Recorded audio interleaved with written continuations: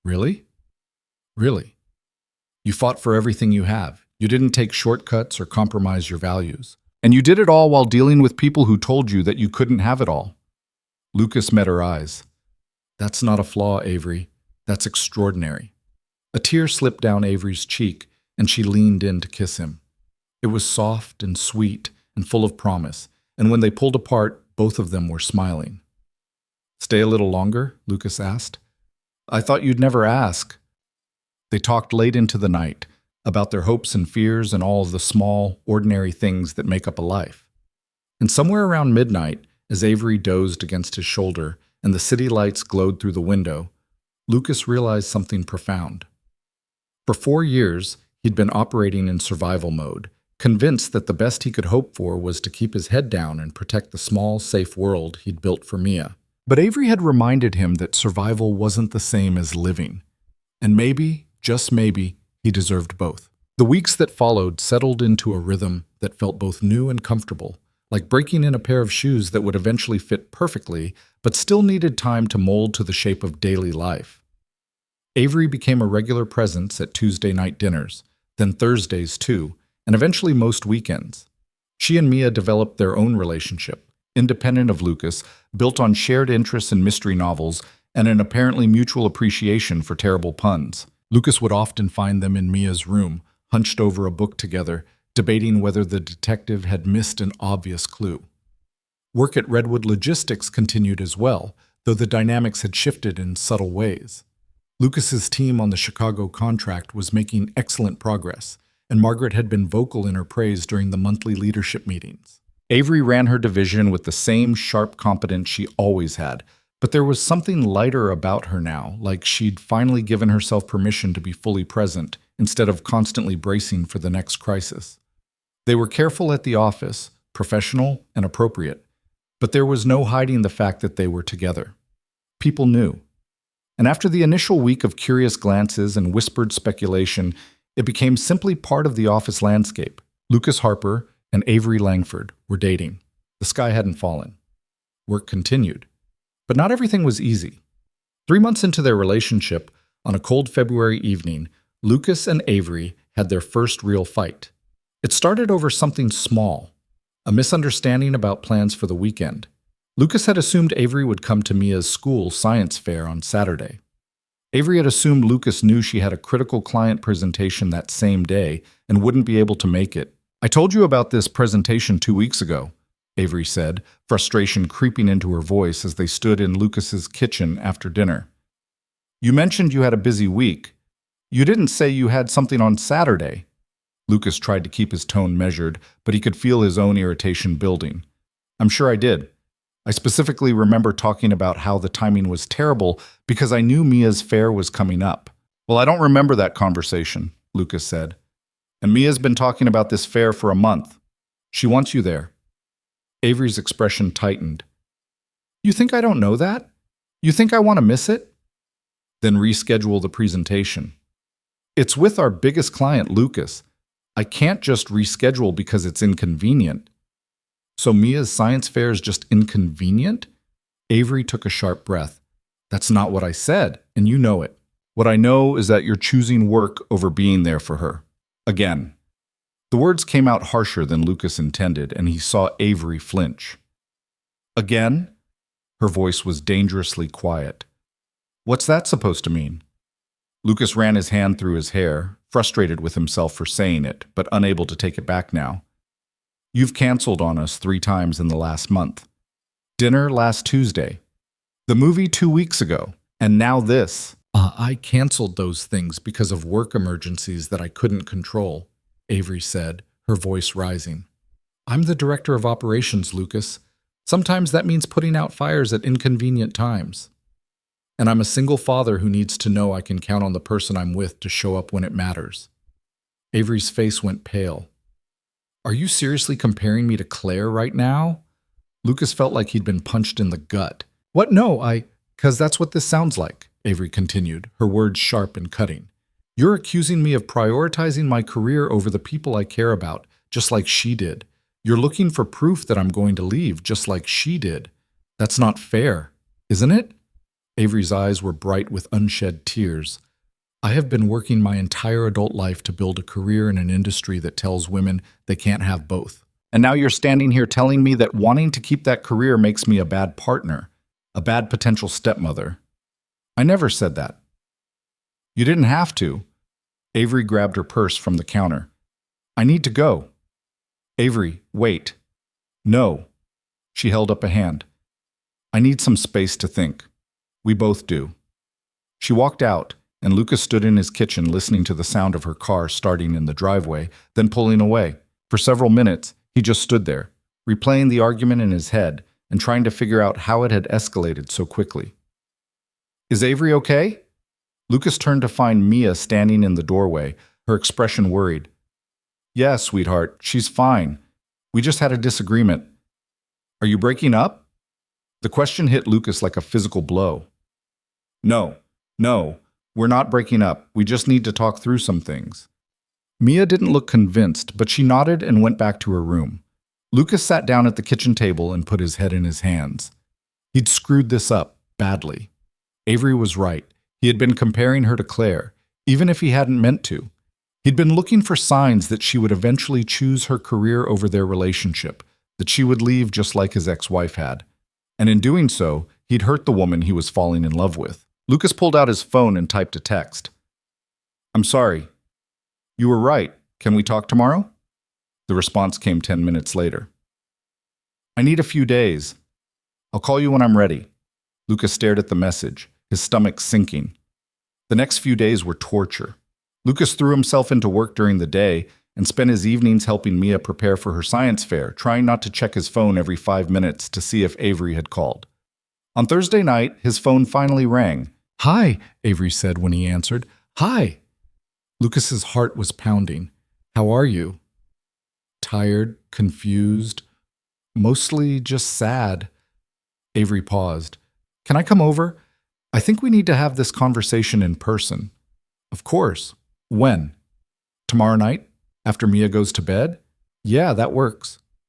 They hung up, and Lucas spent the next 24 hours trying not to spiral into worst-case scenarios. Friday evening arrived with a light rain that tapped against the windows. Lucas put Mia to bed early, reading her an extra chapter from her current detective novel, and then waited in the living room for Avery to arrive.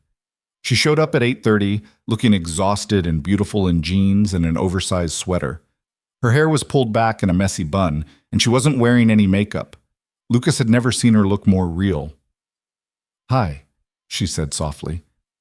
Hi, come in.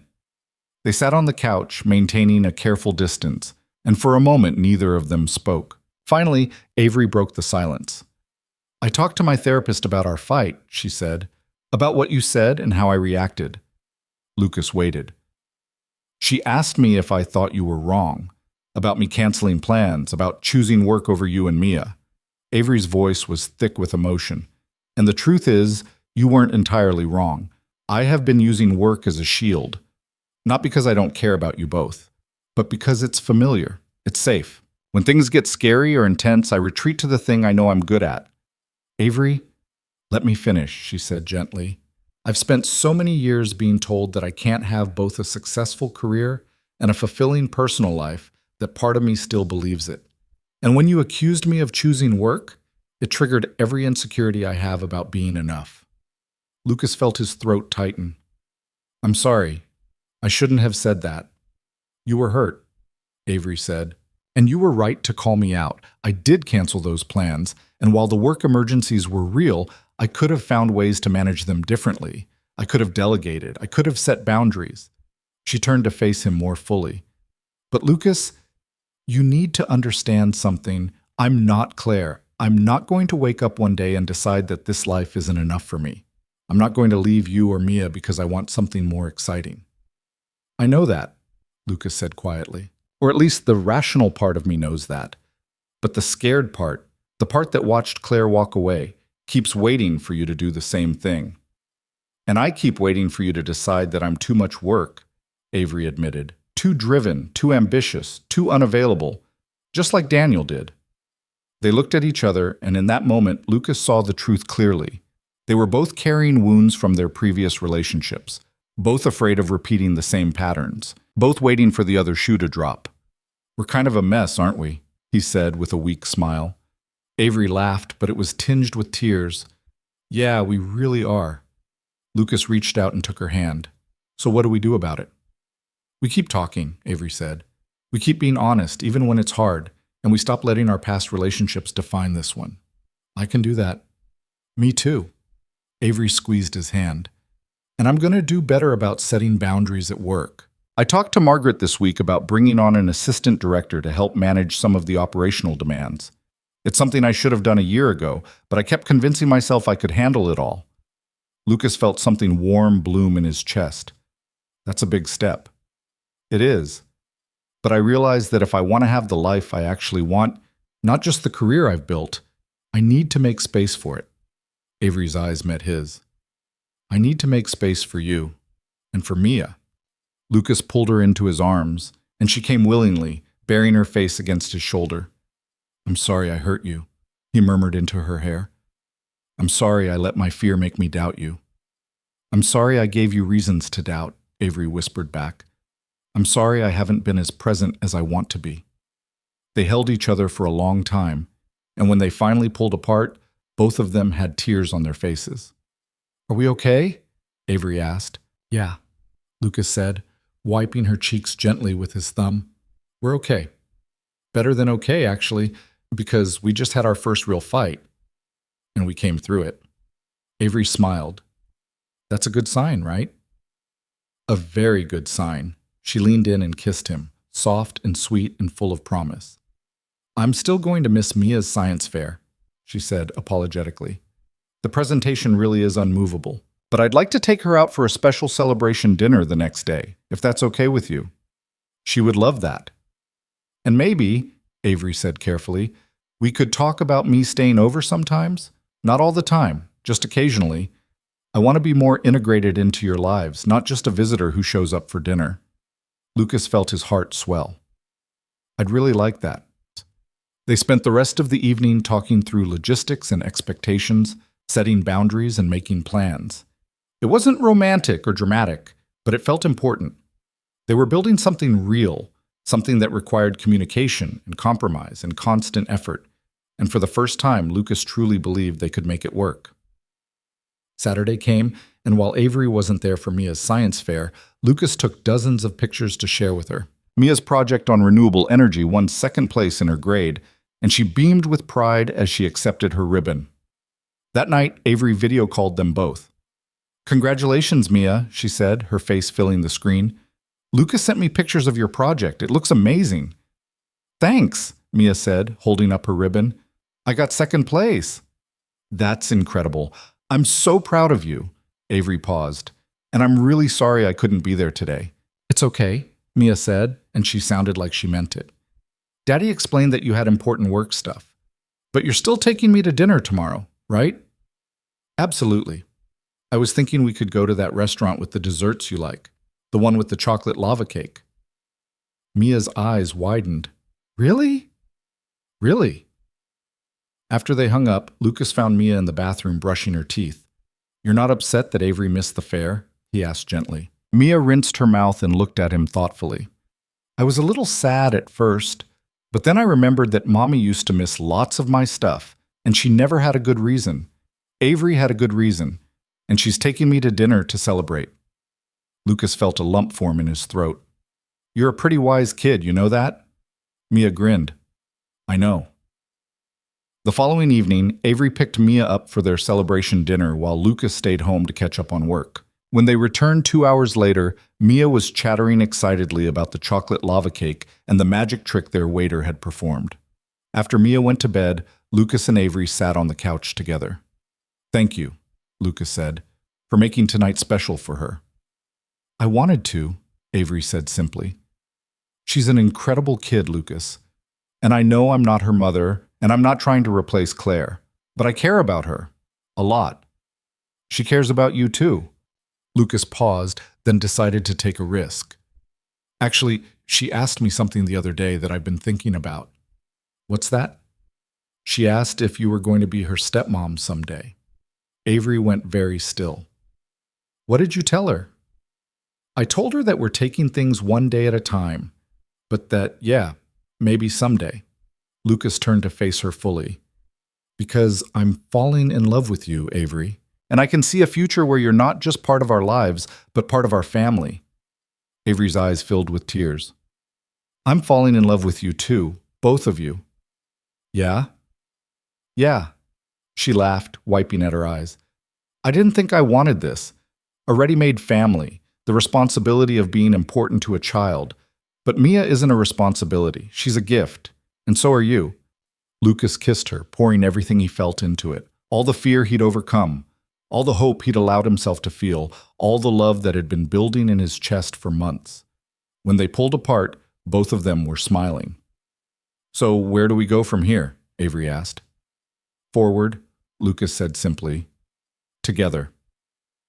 The months that followed brought changes both big and small.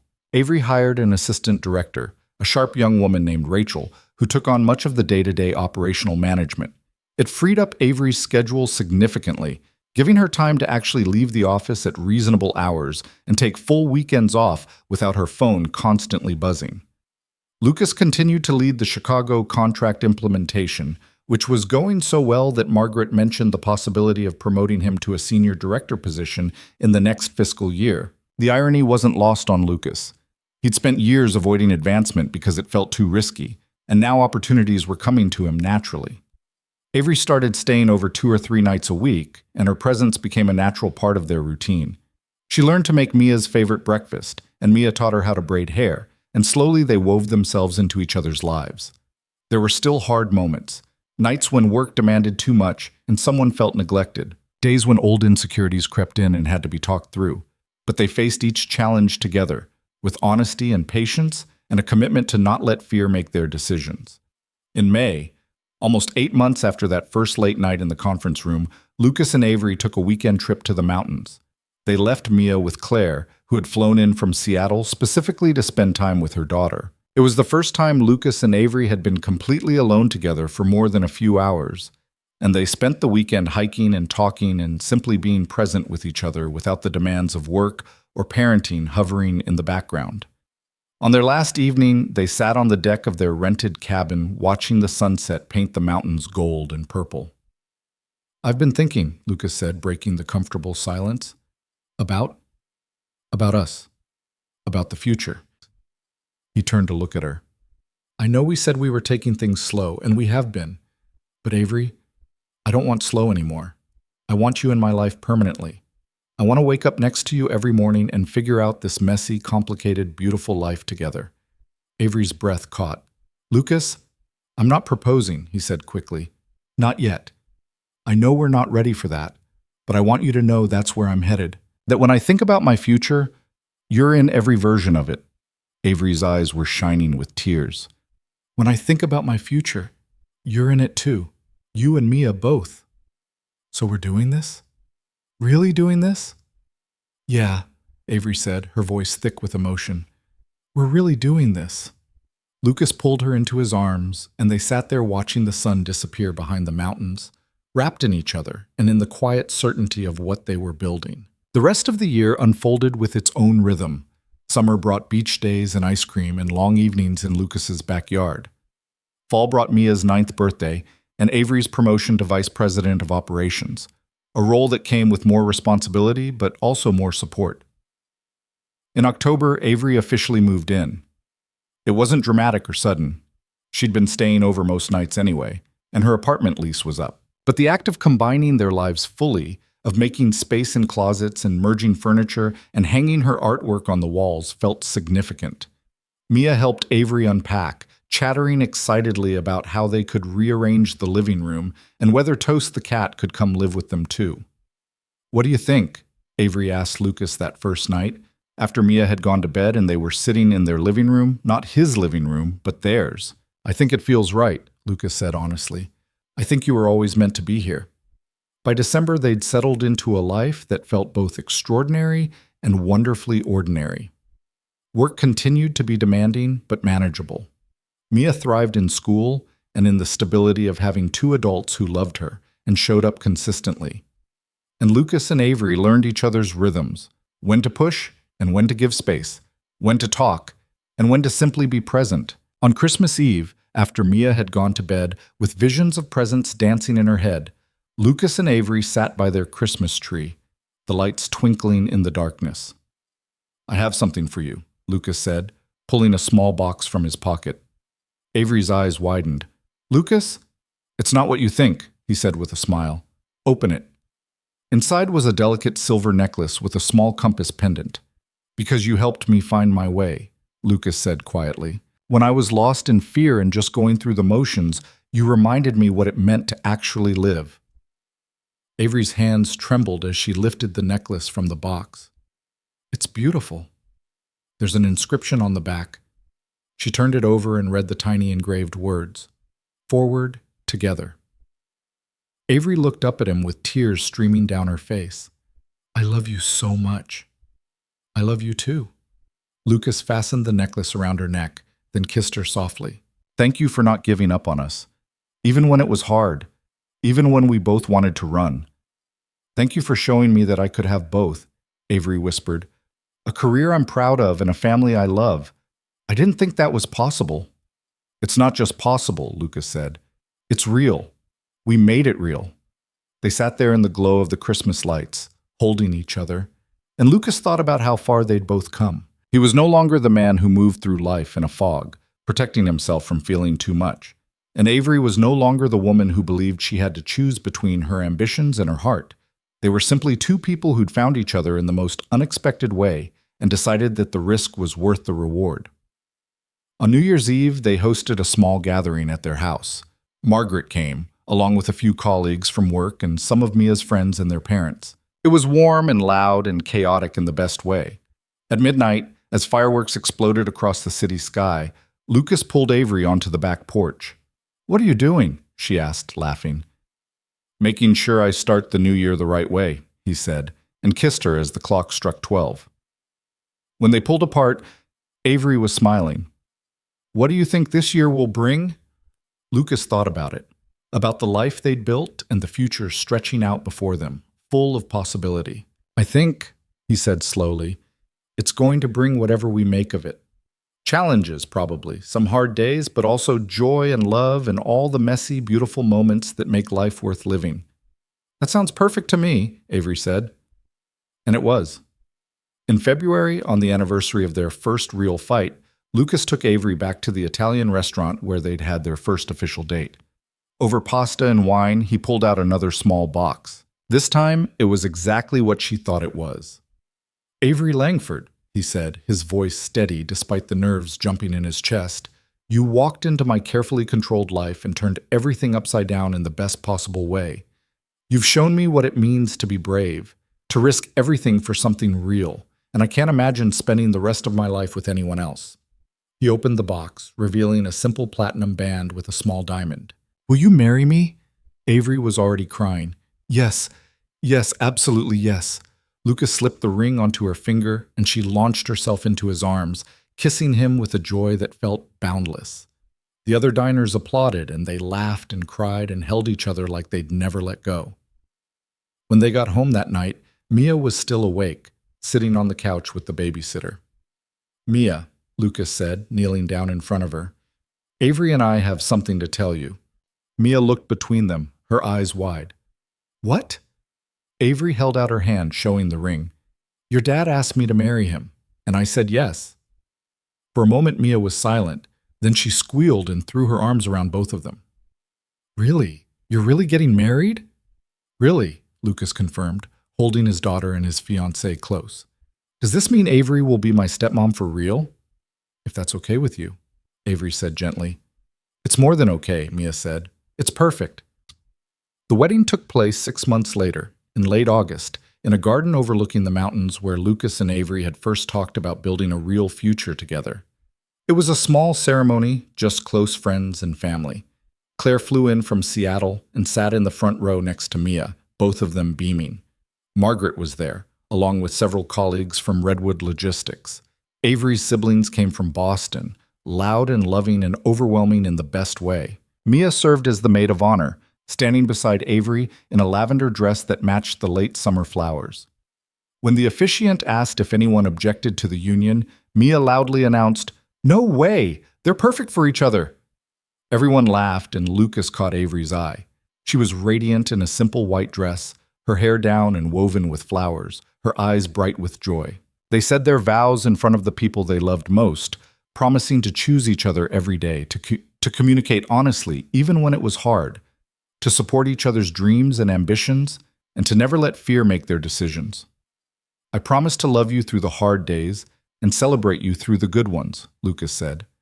"I promise to be your partner in every sense of the word. And I promise to never stop being grateful that you walked into that conference room and reminded me what it means to really live."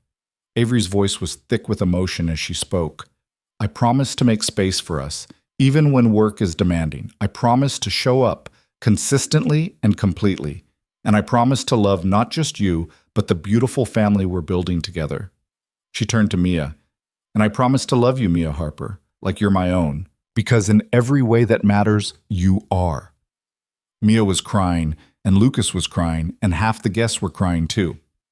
When the officiant pronounced them married, Lucas kissed Avery like she was air, and he'd been holding his breath for years. The reception was filled with laughter and dancing and toasts that ranged from heartfelt to hilarious.